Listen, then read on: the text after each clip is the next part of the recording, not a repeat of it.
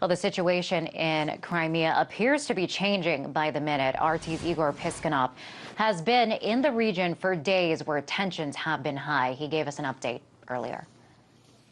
These people don't have any identification signs on them, but they've now become known here as the self-defense brigades or teams, who themselves say that they're protecting the local population from any possible extremist threats which may come from the new authorities in Kiev. And they have secured the local parliament building. They are allowing deputies in and out, and they are able to work in an ordinary fashion. Now also they are patrolling the local airport here in the capital of the Crimea, and are saying that the main purpose of their stay there is to protect the locals and prevent any conflicts from happening. Let's listen to what one of these people there at the airport had to say. My name is Vladimir, and we represent the Crimean militia. The airport and its services operate in a normal mode. As for reports that it was seized by unknown people, well, everyone knows us. We are Crimeans. Our militia unit consists of workers, retired officers and pensioners. Why we are here?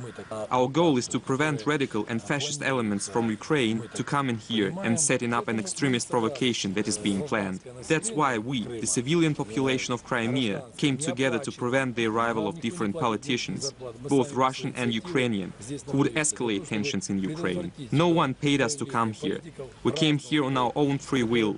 Neither us nor the military interfere with the operations of the airport. No one was going to replace the flag with a Russian one.